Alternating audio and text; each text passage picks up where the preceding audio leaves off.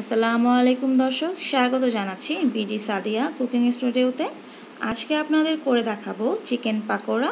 ইফতারের সময় খুব ভালো যাবে এটা। এছাড়াও বিকেলের নাস্তায় তো কথাই নেই। চিকেন পাকোড়া অনেক মজাদার একটা খাবার, সেই সাথে বানানোটাও অনেক সহজ। তাই আমি আশা করছি আমার আজকের ভিডিও আপনাদের ভালো লাগবে। আর আমার ভিডিও ভালো লাগলে লাইক শেয়ার করবেন এবং আরও নতুন নতুন ভিডিও দেখার জন্য আমার চ্যানেলটি সাবস্ক্রাইব করবেন।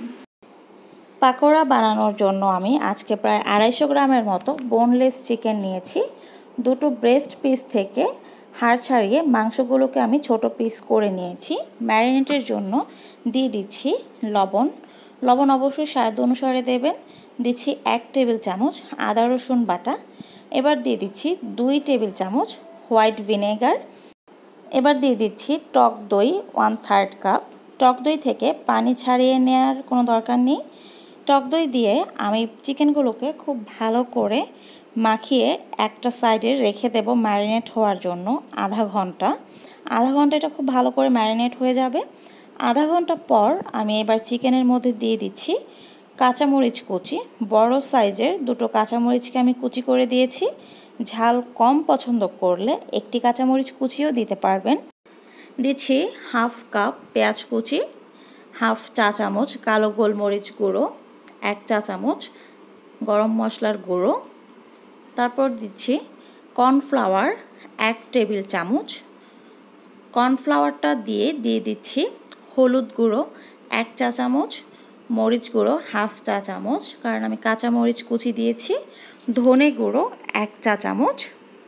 দিয়ে দিচ্ছি একটি ডিম। এবার দিয়ে দেব হাফ কাপ চালের গুঁড়ো। দিয়ে আমি এগুলোকে খুব ভালো করে মিশিয়ে নেব। আর দিচ্ছি লবণ। এবার আমি চিকেনটার সাথে সবগুলো মশলা খুব ভালো করে মেখে নেব।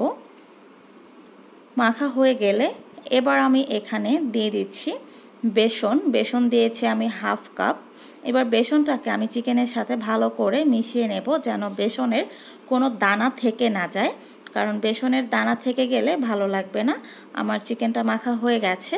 এবার আমি ভাজতে চলে যাব। চুলায় একটি প্যান বসিয়ে পর্যাপ্ত পরিমাণে তেল দিয়ে দিয়েছি। তেলটা গরম হয়ে গেলে এবার আমি চিকেনগুলোকে দিয়ে দেব। একসাথে খুব বেশি চিকেন দেয়া যাবে না, 3 থেকে 4 পিস নিয়ে পাকোড়ার মতো করে দিতে হবে। এবার এগুলোকে দেওয়ার পরে আমি তারপরে চুলাটাকে একদম কমিয়ে দিতে হবে, কারণ পাকোড়াগুলো চুলায় দেওয়ার পর চুলাটা যদি হাই বা মিডিয়াম রাখা হয় তাহলে পাকোড়াগুলো উপর থেকে কালার চলে আসবে, কিন্তু ভিতর থেকে কাঁচা থেকে যাবে। আমার পাকোড়ার এক পাশ হয়ে গেলে আমি এগুলোকে উল্টে দিচ্ছি, আরেক পাশ হয়ে গেলে আমি এবার এগুলোকে নামিয়ে নেব। এবং এই পাকোড়াগুলোকে নামিয়ে নিয়ে আমার বাকি যে চিকেনগুলো আছে ওগুলোকেও আমি এরকমভাবেই ভেজে তুলে নেব। এবার আমি চলে যাচ্ছি পাকোড়াগুলো সার্ভ করতে।